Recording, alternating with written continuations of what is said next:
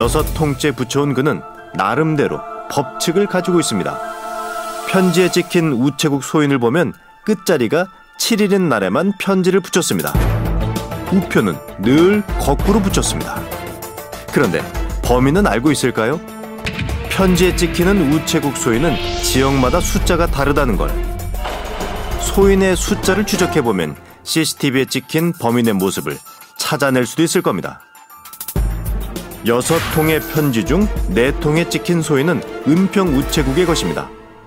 보낸 날짜가 있으니 보낸 이도 찾을 수 있을까요?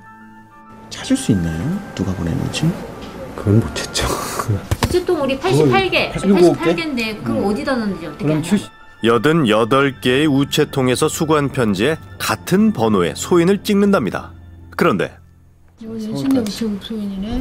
연신내 우체국에서 수집해서 찍었다는 거예요? 그렇지. 관련 우체통은 그럼 자기 우체국 바로 앞에 우체통 하나 있는데 거기는 6통의 편지 중 2통엔 연신내 우체국의 소인이 찍혀 있는데 이곳에서 담당하는 우체통은 단 1개입니다.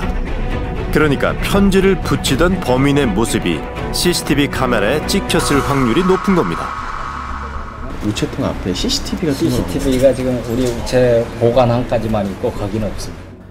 아쉽게도 연신내 우체국엔 우체통 쪽을 비치는 CCTV 카메라가 없었습니다.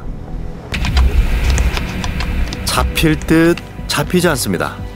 운이 좋은 건지 머리가 좋은 건지 범인은 흔적을 남기지 않은 채 어딘가에 숨어 저승의 편지를 보내고 있습니다. 장난이라 여기고 무시하라는 사람들도 있지만 김호찬 씨가 기어이 범인을 잡으려는 데엔 그만한 이유가 있다는데요. 그래서 제가 이걸 가지고 심할서 썼다 이거죠. 사실 고인의 이름으로 온 최초의 편지는 집이 아닌 회사로 배달됐다는데요. 내용 역시 집으로 오던 것과는 너무도 달랐습니다. 아직도 이런 사람이 근무하고 있다는 사실이 믿어지지가 않아요. 김호찬은 다음과 같은 전과 기록을 갖고 있는 자입니다. 이 회사 윤리 강령은 어디 있나요? 근거 없는 악담으로 가득한 편지 때문에 직장에서 징계까지 받았기에 문제의 편지를 무시할 수 없다고 김호찬 씨는 말합니다. 벌써 2년째 편지 속에 숨어 김 씨를 괴롭혀온 이는 이런 사람이라는데요. 이런 저승이라는 단어, 그다음에 이승이라는 단어, 그리고 내 하늘 풀어다오라는 종결형 어미를 쓰고요. 그리고 잘 부탁한다라는 이런 전체적인 단어를 보았을 때는 나이 어린 사람이 쉽게 구사할 수 있는 단어는 아닌 것으로 보여요. 나이는 꽤나 많을 거랍니다. 맞춤법이 틀리는 이유는 타이핑의 미성숙함에서 오는 단순한 오타라고 보이고요. 글을 쓰는 사람이 누구인지를 말해주는 또 다른 지문입니다.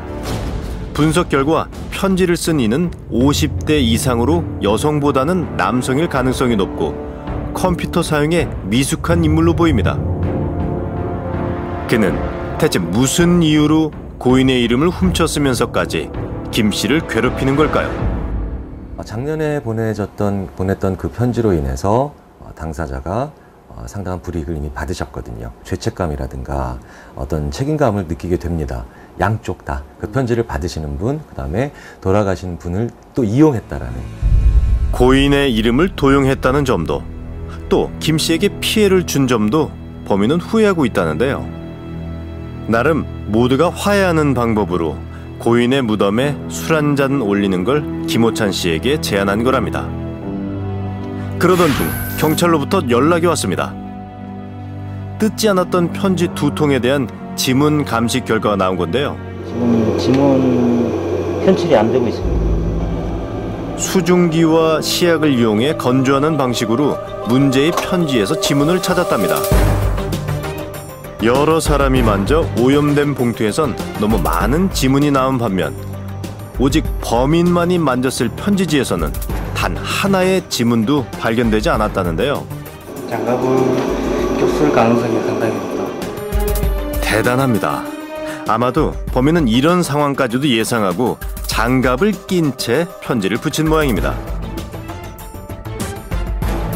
범인을 잡을 확실한 방법이 눈앞에서 사라져버린 그때 편지에서 미처보지 못한 단서를 발견할 수 있었습니다. 모든 편지에서 비슷한 위치가 흐릿하게 인쇄된 점입니다.